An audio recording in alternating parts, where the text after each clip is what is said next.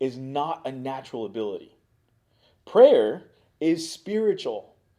Prayer increases our capacity. In Matthew 6, 5 through 13, ESV, it says this, "And when you pray, you must not be like the hypocrites, for they love to stand and pray in the synagogues and at the street corners, that they may be seen by others. Truly, I say to you, they have received their reward. But when you pray, go into your room and shut the door and pray to your Father who is in secret, and your Father who sees in secret will reward you. And when you pray, do not heap up empty phrases as the Gentiles do, for they think that they will be heard for their many words. Do not be like them, for your Father knows what you need before you ask him. Pray then like this: Our Father in heaven, hallowed be your name, your kingdom come, your will be done on earth as it is in heaven. Give us this day our daily bread, and forgive us our debts as we also have forgiven our debtors. And lead us not into temptation, but deliver us from evil." Luke 11, 2 through 4 says, "Now Jesus was praying in a certain place, and when he finished, one of his disciples said to him, 'Lord, teach us to pray, as John taught his disciples.' And he said to them, 'When you pray, say, Father, hallowed be your name, your kingdom come. Give us each day our daily bread, and forgive us our sins, for we ourselves forgive everyone who is indebted to us. And lead us not into temptation.'" So, Matthew recorded this account when the disciples were talking to Jesus, and Jesus responds and teaches them to pray. One thing I want to make a note of that's very important. Prayer is the thing that the disciples asked Jesus about. Now, we know that the disciples saw Jesus do miracles. Jesus literally made money come out of a fish's mouth. He told the disciple, go there, get this fish, and go pay the taxes. We know that money appeared when there was a miracle. Water was turned into wine. There was a miracle. People were healed, raised from the dead. All these things, all these crazy, miraculous things that happened that Jesus did. And the disciples asked Jesus to teach them to pray. Not, how did you do that miracle? How did you do this? What did you do for this? What happens? They said, teach us to pray. Prayer decreases our fleshly nature and increases our spiritual capacity. You're not born with a natural ability to pray. It's not normal. It's not easy. It's awkward. It's weird. It's hard. When you become a Christian, I grew up in a home where I saw my parents praying. We prayed over the food. I would hear my dad pray in the morning, pray in the evening. I heard him pray on the phone. People would come over, we'd be praying with them in the living room. So I grew up around prayer. It was normal to me. And I remember even one time a friend of mine from my elementary school, I was in elementary school, and he came with us to church.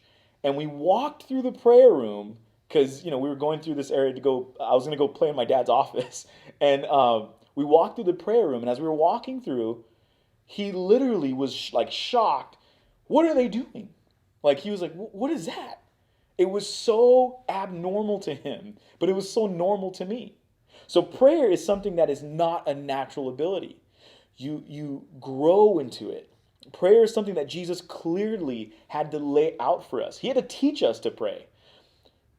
And he said this: pray like this, or pray in this manner. We can identify a couple things in this passage that we can examine introspectively, that we can look at in ourselves, that we can begin to examine, where's my heart in this? Why am I doing it this way? Why am I looking for this way to be done? And one thing would be this: public prayer was not championed by Jesus. Jesus was saying, when he's teaching the disciples, he said, don't be like the Gentiles. They love to pray in front of people. They love to be seen. And Jesus was literally saying, don't do that. Pray in private. Talk to your Father in heaven. This is something that Jesus literally taught us, to focus on our prayer in our private time. And another thing was this: empty phrases.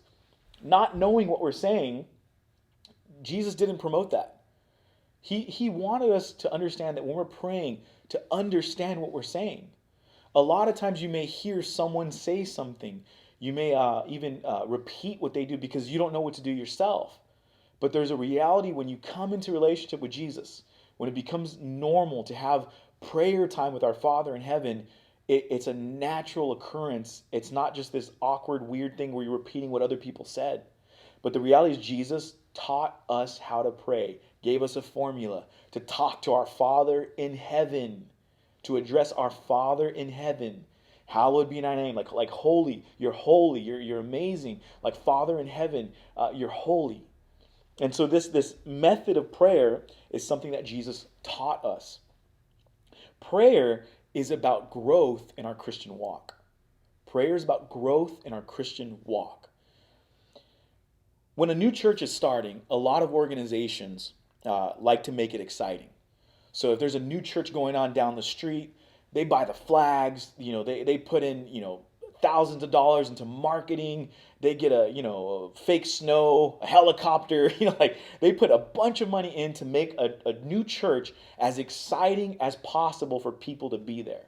But there's a reality that when there's a church, and it's called a church plant, it's not that exciting. It's kind of boring, actually.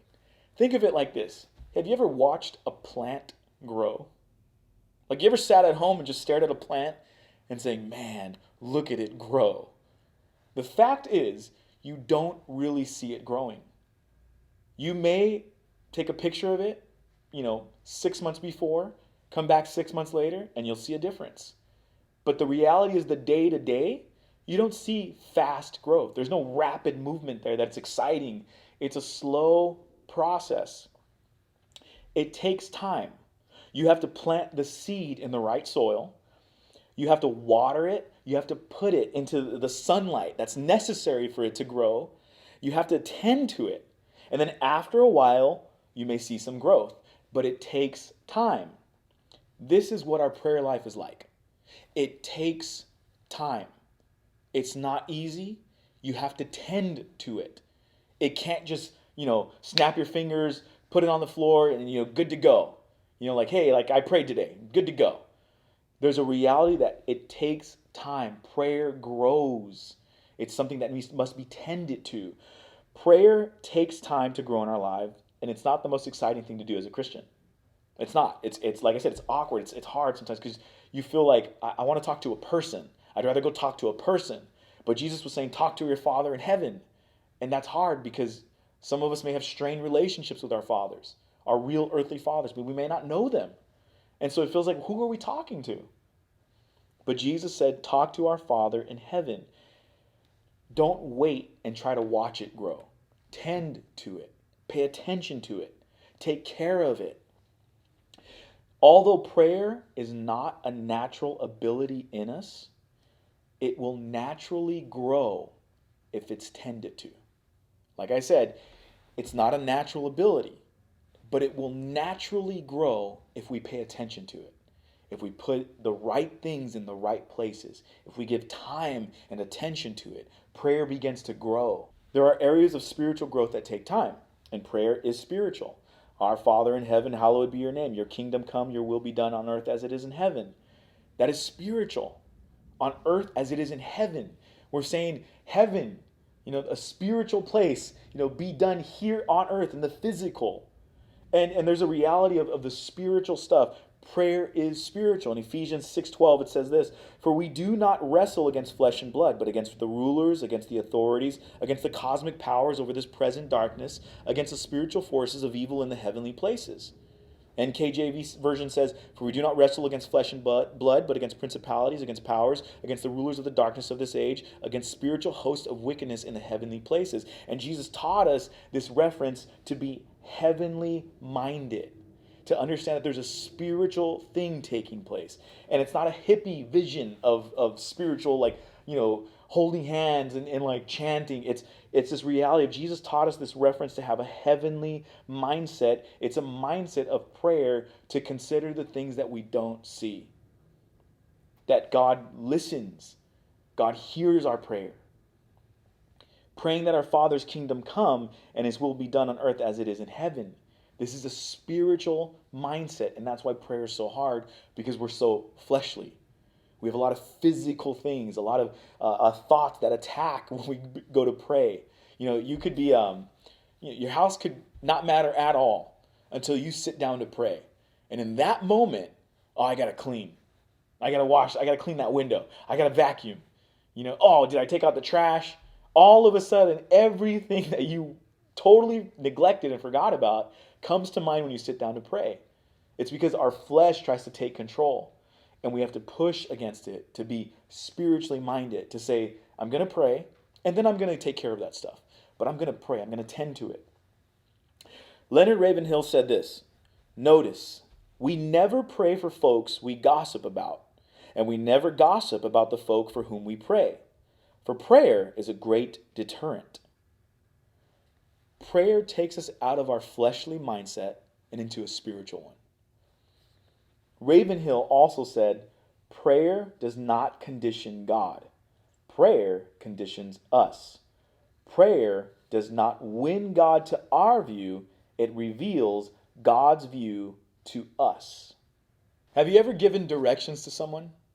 Have you ever, they asked you where something is, and let's just say everything you said to them went in one ear and out the other.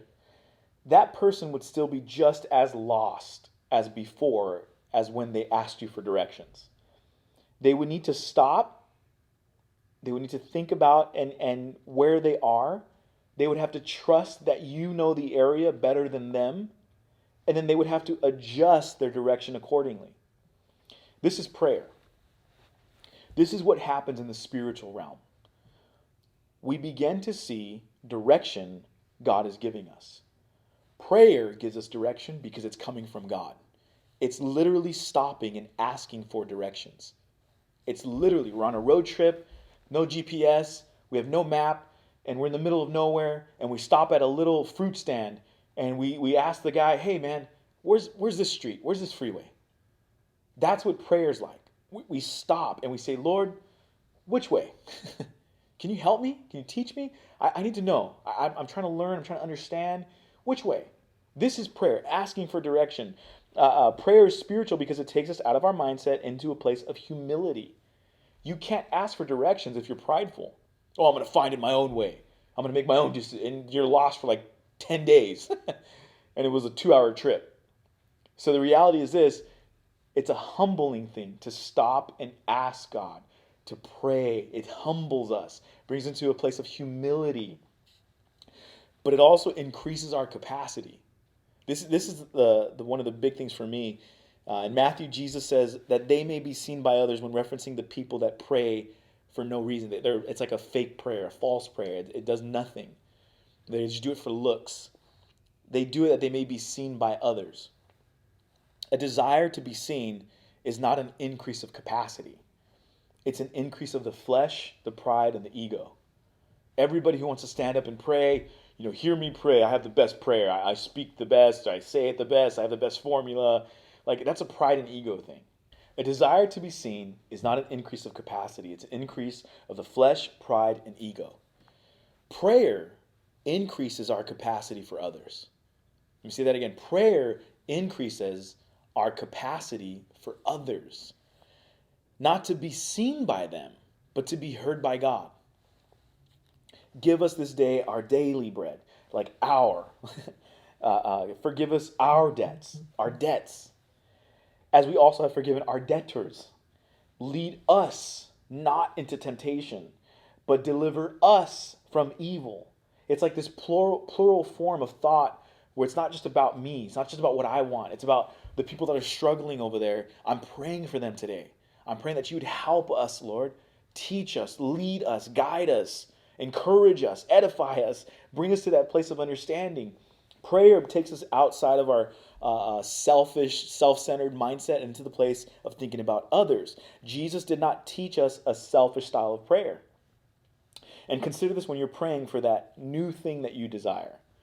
I'll say this. I've seen more miracles, more of the miraculous, when people pray for a miracle for someone else. It's, you pray for a miracle for yourself. Like, I'm praying for the new car, I'm praying for the new car, I'm praying for the new car. And then you pray for Lord, I pray you bless them with a new car. And then like a week later, they have a new car. And you're like, what the heck? But it's just the reality of, man, I believe God takes us into that place so we can begin to see him move.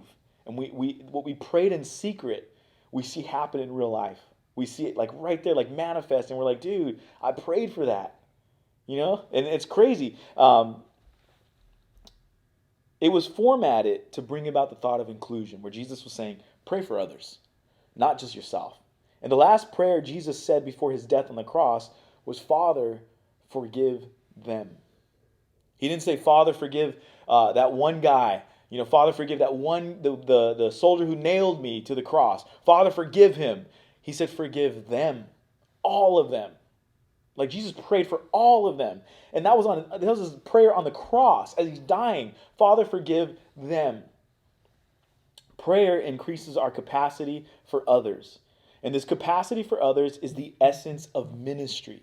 Jesus said to Peter that if you love me, feed my sheep. If you love me, do this thing for other people.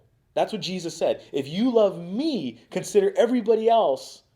Feed them. Have a responsibility for them. If you love me, be responsible for them. That's what prayer does. It takes you into that place of thinking of others. If we love Jesus, we pay attention to the flock. We pay attention to those around us. We pay attention to how's that guy over there? How's that couple? How's that family? We pray for each other. Prayer increases our capacity to see others. Forgiveness is included in this prayer. Our capacity to forgive is coupled with our capacity to be forgiven. Our capacity to forgive is coupled with our capacity to be forgiven. Those that have been forgiven much are able to forgive those that have greatly hurt them. God has forgiven us our sinful nature, the sinful things we've done. God has forgiven us. It is in prayer that we grow in this capacity. It is only in prayer. It is not in a ministry or like in front of people. It's not something we do at church. It's in prayer that our capacity grows.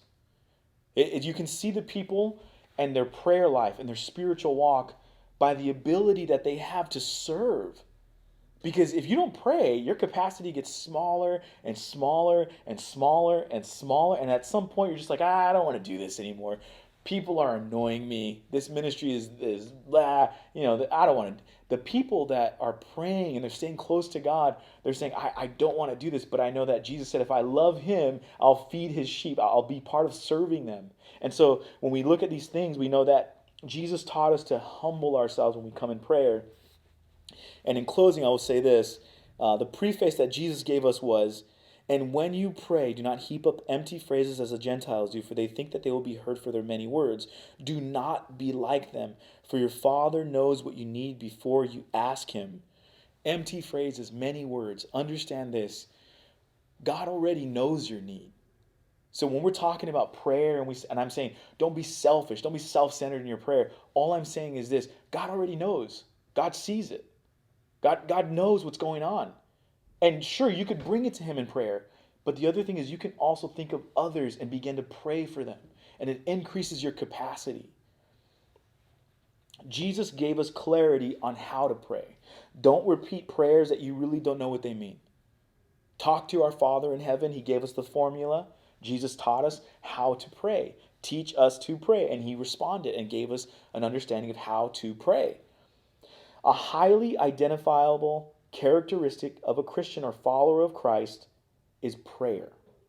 A Christian that doesn't pray is like a self-proclaimed NBA star who in reality, all they're good at is maybe the NBA on PlayStation. They've never played real basketball ever in their life. That's what someone who says they're a Christian but doesn't pray is like. I'm an NBA star. I'm in the NBA. I'm like Kobe. I'm like LeBron James. I'm like these guys. And they've never even set foot on a court. That's what a Christian who doesn't pray is like. A Christian who says, I'm a Christian, but you don't pray? It's not real. A Christian prays. Prayer is not a natural ability. Prayer is spiritual. Prayer increases our capacity. Is it hard? Yes. Is it challenging? Yes. Is it awkward? Yes. Is it weird? Yes. Because it's not normal for us. But it's something that Jesus taught us to do. And as a follower of Christ, we follow his teachings. Prayer decreases our fleshly nature and increases our spiritual capacity. God, I look to you, I won't be overwhelmed. Give me vision to see see things like you do. God, I look to you. You're where our help comes from. Give me wisdom. You know just what to do.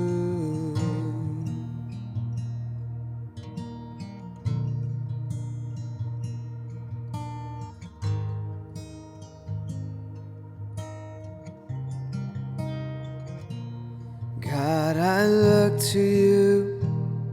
I won't be overwhelmed. Give me vision to see things like you do. God, I look to you. You're where our help comes from.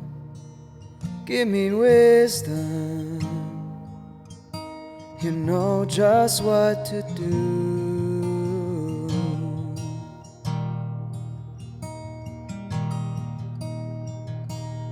I will